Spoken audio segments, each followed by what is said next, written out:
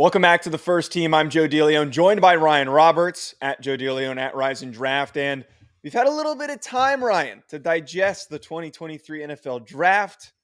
It's gone through our systems. And I think now we've got a pretty good understanding of which draft classes were the best and which were the worst. So on today's show, we're going to be doing exactly that. I'm going to be sharing, and Ryan is going to be sharing two of his favorite classes and then also two of our least favorite classes. Ryan, before we get into it, though, I do want to just talk about this draft overall. It was a weird draft. It was a really odd draft, and I got to be completely honest. And this is almost a shot at every single fan base. Only be partially honest. Don't be completely honest. Shut up.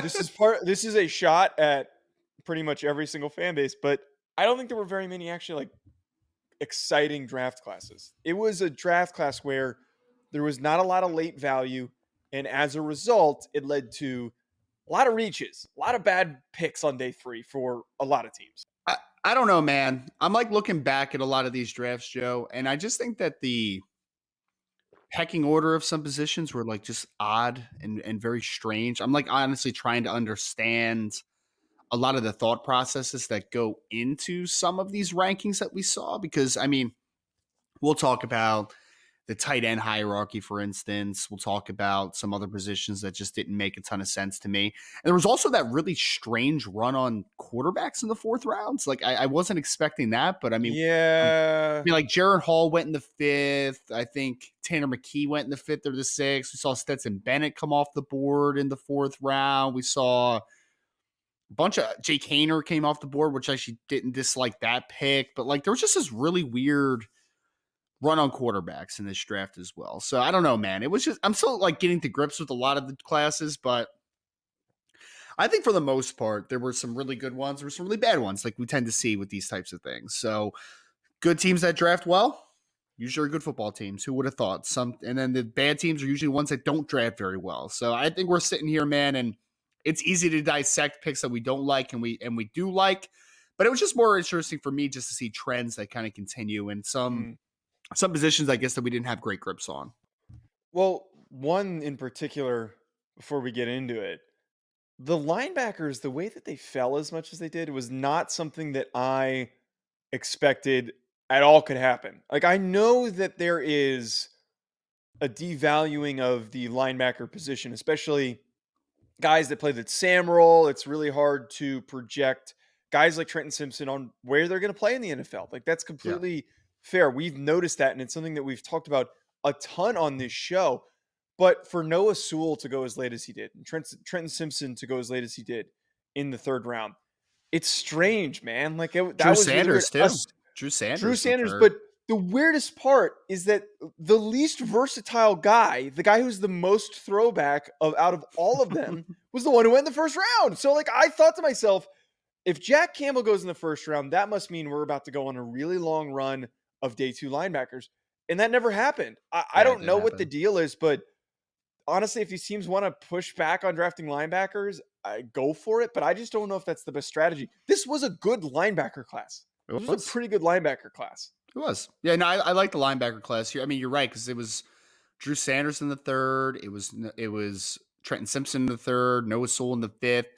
DeMarvion Overshone, I think, was a 4th or 5th round pick as well. A guy that actually he went before Sewell. Yeah, he actually had decent 2022 film. His film was actually a lot better than what it was in 2021. So, and those all those guys, I mean, I guess Noah Sewell doesn't really fit into this category as much, but when you're talking about Sanders, Sewell, I mean, not Sewell. When you're talking about Sanders, Simpson, and Overshone, those are your modern linebackers that you would envision, right? They're more the safety body types, more athletic 2nd level defenders. And yeah, man, it was kind of we want a guy that's a little bit more of a throwback and stereotype to kind of what we had at the linebacker position. I mean, the linebacker order I thought was really weird. Diane Henley actually went before Trenton Simpson as well, which, I love Diane Henley. Yeah. But that one took me off guard. I was not expecting that to come to fruition. So that was an odd one, man. Cornerback, I thought, was another weird one. I mean, we talk about the top of the class with Emmanuel Forbes going before Christian Gonzalez, but Keely Ringo falls to the fourth. I know that was obviously injury related. Jalen Jones, who was a kid that I really liked out of Texas A&M, fell all the way to the 7th round. So there was there was just some weird hierarchies of a couple of these positions. Before we continue on with this video, I just want to tell you folks about an exciting new partnership that we have with this channel with Underdog Fantasy. Ever since I joined, I've been having so much fun. There are so many different exciting games that make watching games during the offseason more exciting. I'm not the biggest basketball fan, but it has made it way more entertaining since I found Underdog Fantasy. And my favorite game to play so far, which I think you should try out, is Pick'em. It is so easy to play. Just pick higher or lower on your favorite player's stats, and you can win up to 20 times your money in a single night. Underdog keeps it simple with their easy-to-use website and mobile apps. Pick between 2 and 5 players to fill out your Pick'em slip, get every pick right, and take home some cold hard cash. Use code HACK, H-A-C-K, HACK, like the name of this channel. Use code HACK to get your first deposit doubled up to $100 by Underdog. Go sign up. You won't regret it. You're going to have a blast. Check out Underdog Fantasy. I also want to tell you folks about our other recurring sponsor that we have on this channel, that being BetOnline, betonline.ag, which is all the updated odds, news, and anything for sports betting. It's my go-to source for when I want to be betting specifically on games. I love betting on college basketball or the NBA, especially, again, during the offseason. Always looking for more fun ways to be focused in on some of these other sports. It's betonline.ag and use promo code BELIEVE50. It's promo code BELIEVE50 to get 50% welcome bonus on your first deposit. BetOnline, where the game starts. All right, Ryan, let's get into it. So, Yes. My first class that I really, really liked. Mm-hmm. I love what the Indianapolis Colts did. Oh, you took in my this draft first class. one. You jerk. Okay. All right. You Well, jerk. we're gonna agree. We're gonna agree on this one. So, Okay. the Indianapolis Colts, Yes. they had one of the most unique strategies that I don't know why more teams don't draft like this. They literally said, we're going to draft the best rated athletes at every single position. That was all they did. And Yeah. honestly, I'm all for it because you can't go wrong with the amount of picks that they had. You can't go wrong drafting a ton of athletes and then see which ones stick and which ones end up developing into long-term starters. I'm talking about Anthony Richardson being one of the most athletic quarterbacks that we've ever seen at the NFL Combine. He could play linebacker if he wanted to. I mean, the way that he's built. But he is a great fit for them at quarterback, and that's one that I've said for the longest time. His best fit was going to be playing with the Indianapolis Colts. Them getting Julius Brents in the second round. I love that pick. Tall, long corner. Tallest in the class at 6'4". Stealing Josh Downs in the third round was also significant. And then Blake Freeland, Adeola Boire, Darius Rush is a good pick. I like the steal of Evan Hull a little bit later on. He's an underrated running back in this class. Dude, I think from front to back, this is an awesome class. And again, everybody on here is an awesome athlete, including the last guy they took, which was Jake Witt. Yes. Jake Witt, who came on the podcast, man. 6'7", 300 pounds, former college basketball player turned Division II offensive lineman at Northern Michigan. But by the way, he started out at Northern Michigan as a tight end. So at 6'7", 300 pounds, my guy ran in the 4.8s and he had a 37-inch vert. So yes, they definitely targeted. I mean, I think you hit on it. Like if this class is a toast to RAS, right? Relative athletic score. Jake Witt they must have hired Kenley Platt, man. they must have hired Kenley Platt, man. Like seriously, like Jake Witt, Adeola Boire, Blake Freeland, Julius Brents, Anthony Richardson. All those guys are not just really good athletes or great athletes. They're historical testing athletes, man. Like Richardson, 4.4s in the 40-yard dash, 40 in vertical. Julius Brents, I think he was 4.5s, but he had a 40-plus inch vert, 11-foot broad jump. Blake Freeland was a sub-5 second 40 guy. He had a 37-inch vert, which was the highest ever at the combine of an offensive lineman. You talk about, obviously, Adeola Boire running 4.49 at the combine at 282 pounds. Like, just absolutely absurd. But, Joe, I already mentioned it, right? Jalen Jones, man, was a guy that I really like at cornerback coming out of Texas A&M. A guy that did not test as well as maybe some people hoped he would. He had good explosive stuff, but he only ran like 4.57, I think, in the 40, so it wasn't a great time for an outside corner. But in the 7th round, pick 221. What a value to get a guy like a Yeah. Jalen Jones, man. And even a couple, like Will Mallory was a guy that tested really well coming out of Miami at the combine. I don't love his film as much as, I think 5th round is good value for where he was yes. taken, especially with the run of tight ends that happened. I was worried that he was going to get overdrafted, but I think 5th round is very appropriate for Will Mallory. Even Daniel Scott out of California, the safety, was another guy that tested extremely well. So to your point, man, a lot of historical testers in this group, and a lot of, again, taking great athletes and figuring it out, right? That's the ultimate hat tip to your coaching staff, to your developers, to your strength and conditioning coaches. Let's get the best athletes, the most high upside players, and let's figure it out. So, yeah, man. Indianapolis Colts are actually the first team I wanted to also talk about. So you stole it, Joe, but I think it was tremendous value, man. A lot of different selections. Final thought on the Colts before we get your for first/second team that you really liked. Yes. I am of the belief that I don't want to draft based on goofy analytics. I'm not very pro PFF and all that stuff for team building. I think it's a fun tool to have, but to build a team based on how they're graded in analytics, I don't think it's a great team building strategy. I think that this is the real team building strategy. Athletic testing numbers, the guys that are the best athletes. I think you can't go wrong having the best athletes.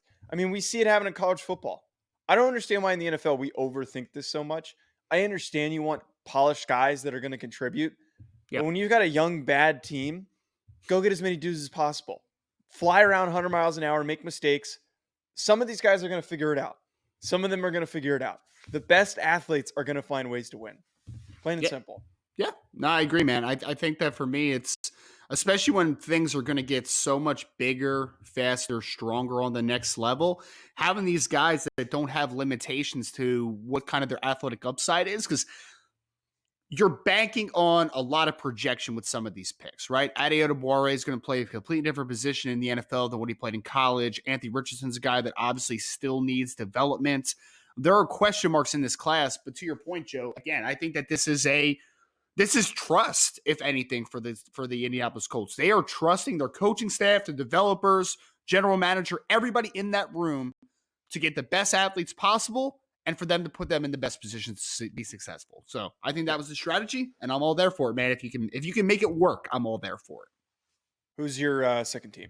It's a little bit of a sleeper one, man. I don't think many people are going to pick this one, Joe, but I really liked what the Arizona Cardinals did in this class, man. I really do. I wasn't. Look, man, I didn't. Usually the Arizona Cardinals. I could have sworn you sent me an offhanded comment that you were like, I don't really know what's going on with this Cardinals draft.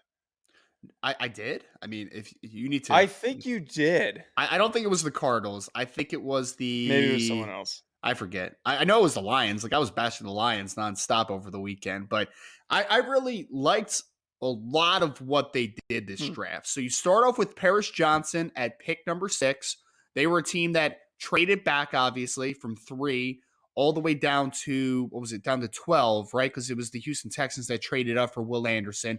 But then they opted that from 12, they needed to move back up. So they recouped some draft capital and then also moved back up because they wanted to make sure that they could get their stable at offensive tackle. So they went up and they got Paris Johnson Jr., who we've talked about it, probably has the highest upside of any tackle in the class, him or Broderick Jones. You can make a case for both, in my opinion. But this young man is now going to pair with DJ Humphries to protect a quarterback in Kyler Murray that has not been healthy consistently over the last couple years. So getting protection, I think, was big time. Second round, you get BJ Ojulari, who I thought was a good value in the second round as well. A really good football player. Didn't test as well, but he had really good film in 2022. I think as a hyperactive, strong, powerful, long rusher, BJ has a lot of tools. I mean, he is similar-ish to what Azeez Ojulari, his brother, was coming out of Georgia. Not quite as good, but he's a similar type of rusher, which makes a lot of sense. Third round, tremendous value here, Joe. A guy that I know I'm higher on than a lot of people, I think, including yourself. They got Garrett Williams out of Syracuse, who was banged up, obviously, during this draft process, but they gave him at number 72. I I will be consistent on this. I think he's a top 2-round guy if he doesn't have the injury this year. I really do, man. He was having a tremendous 2022 season. He's had multi-years of production. I love Garrett Williams, as a football player out of Syracuse. So I think 3rd round, really nice selection. Michael Wilson at the end of the 3rd round, I'm like hit or miss on. I'm fine with it for where it was, though. But then you move down the board, they get a guy like Owen Pappoe, who is a super talented linebacker at Auburn, still needs to develop, but they get him all the way down in the 5th round, as well as Keitrell Clark, the cornerback out of Louisville, who, although he is a smaller guy, so he's probably going to play nickel, he had some really good film, man. Like, he's going to be a starting nickel at the next level. So I think I look at this draft and I'm like, you got your starting bookend left tackle of the future. You got B.J. Ojulari, who's going to start for you at defensive end at some point, probably as a rookie. Garrett Williams, I think if he is healthy in a year or so, he can be the best corner on this football team, in my opinion, because I think that they desperately need impact at outside corner, and he's another guy also that I think could play inside a little bit in a pinch. You got Michael Wilson, who's going to play a lot for you. John Gaines is a nice developmental guard in this class as well. Clayton Tune is solid insurance as a quarterback in the 5th round. Honestly, he was better than a couple of the quarterbacks that got picked in the 4th round. Clayton Tune, I think, could be a nice long-term backup. And you got Owen Pappoe, who I think has starter upside but needs development. Keitrell Clark, I think, is going to start in the nickel. And then Dante Stills in the 6th round as a rotational defensive lineman. I think you got a lot of starters or key contributors, or at least role players on this team for the foreseeable future, man. So I actually really liked a lot of what the Cardinals did. A team that I haven't heard anybody really talk about, but I was going through these drafts, man. I'm like, I like 1, 2, 3, 4, 5, 6 of these 8 picks. Like, I think that they're legitimately good selections in the spot and tremendous value. So Cardinals, I thought, did a really good job. The only one that I don't love is the Clayton Tune pick. Just in the 5th round? In the 5th round? But no. The only reason why is it's just I am always a advocate for drafting quarterbacks that fit with what the current starter is. And Dorian Thompson-Robinson, I think would have made a little bit more sense as if they were going after a backup. Clayton Tune's such a different. Clayton Tune's a better player than Dorian Thompson-Robinson, though. I don't know. It just seems like a weird backup fit. That's all I'm saying. But no, I like the rest of this class, and I think that as long as they leave the 1st round with an offensive lineman, it's a good draft class. That's all that matters. Ryan, my second favorite class that I really liked was what the Pittsburgh Steelers did. So they traded up and they got Broderick Jones, which another one of those teams, high priority to fix and bolster their offensive line. Look, as much as we've griped about Kenny Pickett being not the best option for a rookie quarterback, and I still don't have very high expectations for him. But the way you help a guy like that has limitations, you build the offensive line around him. And adding Broderick Jones is huge. He is one of the better, more exciting tackles in this class with a lot of upside. But to then throw in Darnell Washington, his teammate, into the mix, that's a steal of a pick to get him that late in the 3rd round. He is an extension of your offensive line. I think he's going to play really well alongside Pat Freiermuth. They're going to run the ball so freaking well. They're going to run so many 2 tight end sets. This is going to be so freaking fun to watch as a sicko who loves watching teams that run the football. So watch out for what Najee Harris does.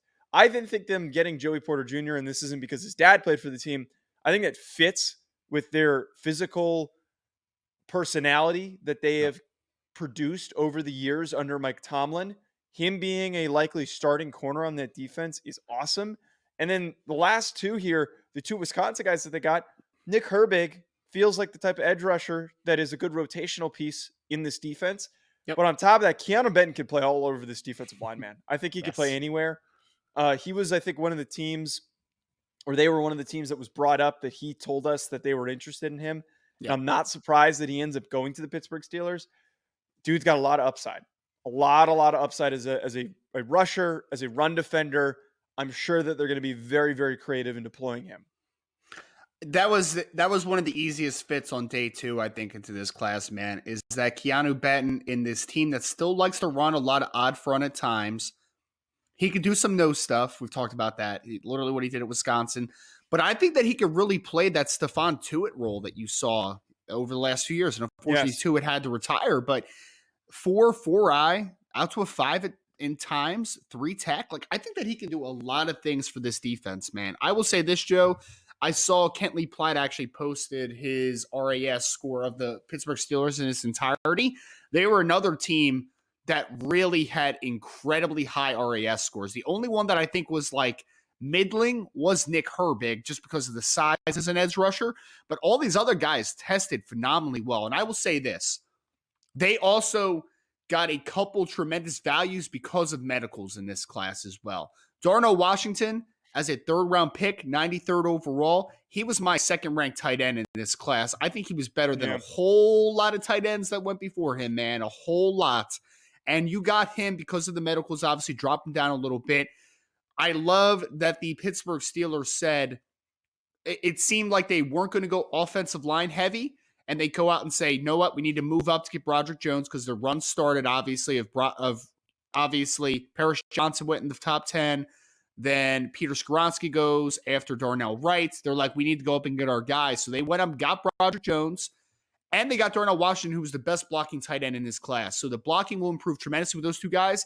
Biggest sleeper in the class for me is Corey Trice Jr. out of Purdue. Another player, 7th round, 241 overall, that fell because of medicals. 100% why he fell. I had a 4th round grade on Corey Trice. I really like him. He's a long 6'3", 32 plus inch arm cornerback who also ran in the 4.4s at his pro day and had a near 40-inch vert, if not a 40-inch vert. So that is a young man that I think if developed properly, he can be a starter eventually for the Pittsburgh Steelers. And I think he can be one of the biggest values in this class because they got him solely because of the medicals. His film was very good. A lot of great stuff for Corey Trice, tested exceptionally well. The medicals caused him to fall. And I think that that's what you define as a really good draft. You got value at the top, value at the bottom, and you picked good football players throughout. You know, I was hesitant on Joey Porter Jr., but in the 2nd round, I'm okay with the game. Great spot. I'm okay with it. I had a 3rd round grade on him, 2nd round value on a cornerback that still has upside but needs some development. I'm okay with in that instance. I wasn't okay with him being a top 15, top 20 selection though. But in the 2nd round, first pick of the 2nd round, especially with the family ties that the Steelers have to the Porter family, I'm totally good with the Joey Porter Jr. pick. All right, time to be an ass. Dallas Cowboys. I hate. Why do you keep taking them, man? Ugh. Because they're all obvious. I'm not taking yours, man. They're obvious. These are so obvious. You could probably guess what my second one is, by the way. But I know that we're probably going to end up talking about the Lions. Dude, what the Cowboys did, this is a horrendous draft. And I pissed off Cowboys fans on Twitter. I pissed off Cowboys fans on this channel. I don't care. You guys shouldn't be happy with this class. I think some Cowboys fans, the rational ones, were chiming in on my tweet and saying like, yeah, we know. You guys got to realize this is not a good draft class. Mozzie Smith is a fine football player. It's fine, yeah.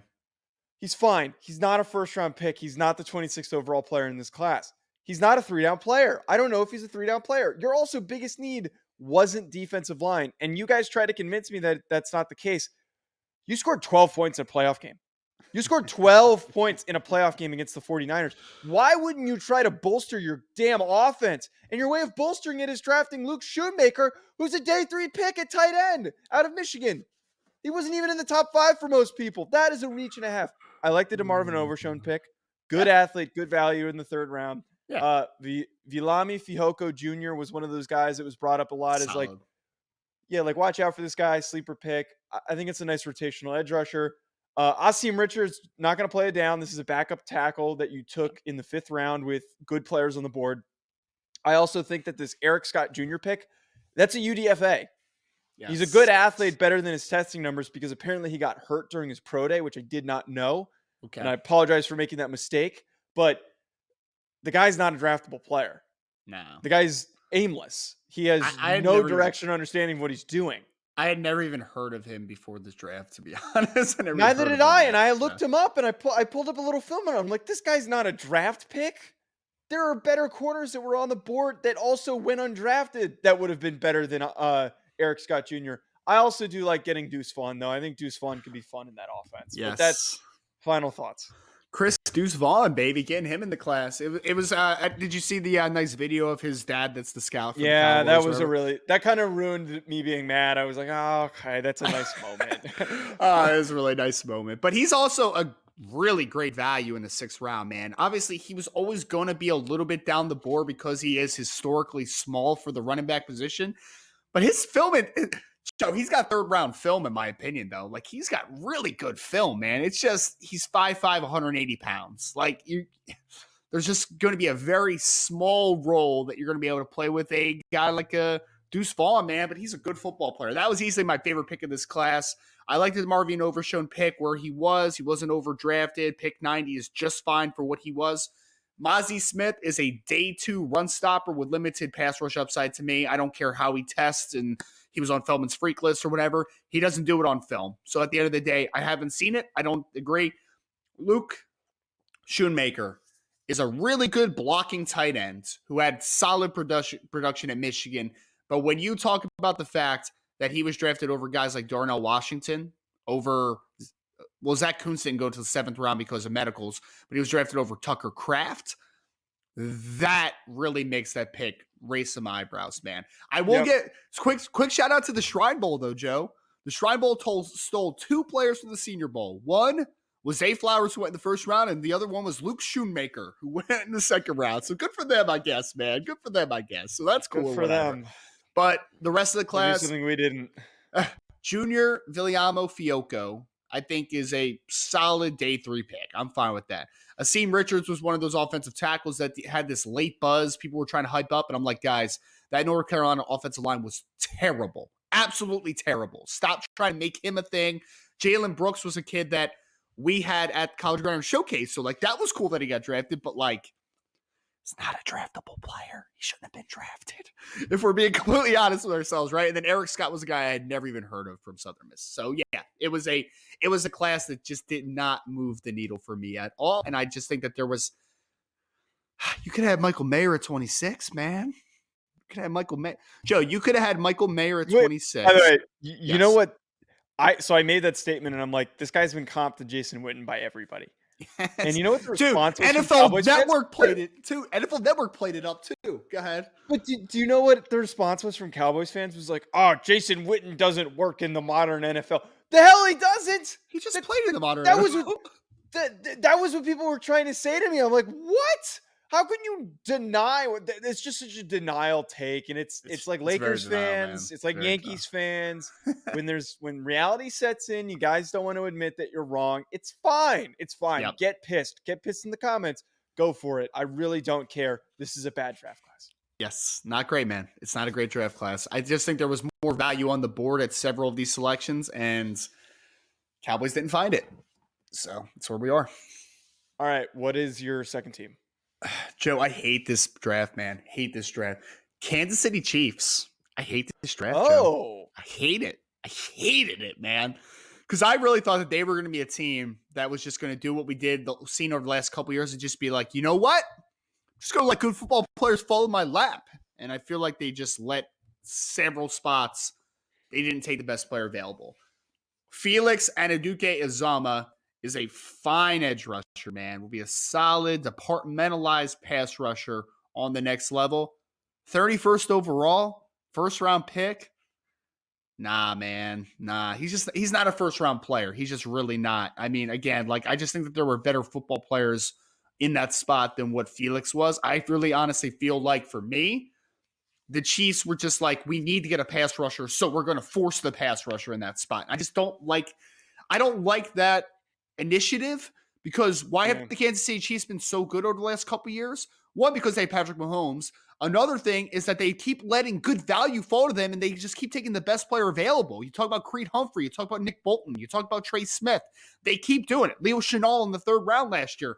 They keep taking good football players above needs every single year, which has allowed them to unlock potential in their roster for a team that has a quarterback on a massive contract. So I feel like that pick was against that grain. I didn't think that was the same vantage point, the philosophy. They go to Rashee Rice in the 2nd round, who, again, over Jalen Hyatt. He's not a bad football player, Rashee Rice. But you drafted over Jalen Hyatt, but you also drafted over Josh Downs. You did that. I can't get on board with that, man. I can't. Rashee Rice is fine. I think there were better wide receivers on the board. I just think there were. I think there were multiple wide receivers that were still on the board that were better. And then possibly my least favorite pick of this draft, Joe, Wanye Morris in the 3rd round. Let me say offensive tackle from Oklahoma that people that don't follow closely. Wanye Morris is an incredibly talented football player. Is he worthy of being a top 100 pick from a talent perspective? Absolutely. And I also thought that he did some pretty decent stuff in Yeah, 2022. The problem, I have heard nothing but negative about that kid off the field. Nothing but, man. He's been suspended really. multiple times. He punched a fan after a football game last year, I think, for Oklahoma, or if it was at Tennessee, one of those two. But he's literally has had a string of bad off-field things. So I just can't put a top 100 pick in that kid. So that's my only thing. Talent-wise, you got a decent talent if his head's screwed on right. But I just can't bet on that type of player. I just can't bet on him. And especially with a top 100 pick. If you draft Wanye Morris in the 4th, 5th, 6th round, wouldn't say a word because I think that the juice could be worth the squeeze. And it's minimal dead cap on a day 3 football player if he doesn't figure it out. So that's where you take flyers on some guys that may have checkered past. So it was just too high for Wanye Morris, in my opinion. Chamari Connor in the 4th round, I'm just like, man, it's like it's fine. It's not good though. Like there were better safeties still on the board, in my opinion. I like BJ Thompson in the 5th round as a toolsy edge rusher out of Stephen F. Austin. Think he has a lot of talent. Keandre Coburn in 6th round is fine. He's a big 2-down nose tackle. He's fine. Doesn't move the needle though. And then Nick Jones, who was actually on our show, was on the podcast before. I like Nick Jones. I think it's a solid 7th round draft pick. But the picks that I look at and say I think like those picks, I'm talking about the 6th, 7th round picks, 5th, 6th, 7th round. That's cool that you got decent value in like the later rounds, but I feel like they really missed the needle with that 1st round pick. I think they missed the needle with the 2nd round pick. I think they forced needs early, and then a couple of spots I'm like, even when you force needs, you didn't take the best player on the board, in my opinion, at that position. So I just did not like the Kansas City Chiefs draft, man. I just did not. Yeah, I'm kind of in the same boat as you here. This is a weird. It's a weird draft. It's a really weird draft, and I think you summed it up perfectly. There were a lot of reaches to fit needs was the approach apparently. Yes. My second one to wrap us up here. I think I'm nitpicking a little bit, and I'll admit that I'm not as angry as I am about the Cowboys one as I am about this one. Because this team is so well rounded and they really don't have any significant needs, I'm not super upset, but I just don't like the direction of this draft. The Yep. San Francisco 49ers did not have a pick until pick 24 in the 3rd round, number 87. Yes. I think when you have limited picks, you can't draft a kicker in the 3rd round. You all saw the clip. I got mad. I yelled about it. I think that is really a bad roster building approach. I don't like drafting kickers that early. If you're going to draft one, draft it late 5th round or later. Those guys are very often a crapshoot, and it is unlikely oftentimes that those guys succeed. And a lot of times these guys get cut, which is a problem. That's a huge problem. We see guys go to rookie mini camps and make rosters. We see guys that have been out of the league for a couple of years and make rosters. It is a very weird position to scout. And for some reason, these NFL teams still try to do this where they draft guys. But Jair Brown is fine, didn't test well, and he was somebody who was kind of a darling of the NFL Network's coverage, which I think is fine. But for them having the ability to really bolster and shirt up this roster and take a kicker at pick 99, that's like an F pick for me. I already said that. Cam Latu, I think with other tight ends available, was odd. I think that he's Darnell a fine Washington was tight. still there. Yeah. Yeah, I think he's fine, but I just don't know if like that's who I would have gone with if we were going to draft a tight end. And you just mentioned that Darnell Washington was still on the board, and I think would have fit your needs a little bit better because you already have George Kittle, who's a Yep. good blocker, and your Yes. second tight end. Realistically, you want that guy to be a better blocker. Sometimes you want that guy to be an extension of the O line, and that's what you could have gotten. And I don't know if I'm really getting that with a converted defensive end who was very hit or miss, especially this past year for Alabama. Darrell Luter from South Alabama, okay. Robert Beal Jr., very raw edge rusher from Georgia who didn't really play as much as the other guys. So that one's kind of a dart throw. D. Winters, a tiny linebacker as early as the 6th round, which is, again, fine. But there's other guys that I probably would have gone with at the linebacker position. Heck, I would have drafted, if I'm going to draft a tiny undersized linebacker, I would have gone with Ivan Pace before I would have gone with D Winters. Did I Ivan think the Pace rest get of drafted? Did Ivan Pace get No, he drafted? didn't. He I didn't. knew it. I knew Shut it, up. Joe. I knew it. Shut up. I Shut up. knew it. My point is, this isn't a total fail of a draft because they have all of these. They don't have many needs. I don't get it. I just don't get the strategy. It just seems like kind of dart throws at guys that are all going to be backups. Yeah. Which, I mean, when you don't pick it to the third round, it's okay sometimes to just have that that vantage point, right? I mean, like most of these guys are. I mean, what do we have? We had 3 7th-round picks, a 6, 2 5ths, and you had 3 3rd-round picks. So like you didn't have tremendous draft capital, as far as the spots. But I'll say this: none of the picks. Because I agree with you, it's not a great draft. It's not because there's literally only one pick I think that like got me excited, and that was D Winters actually going in the 6th round from TCU. Like I like that football player.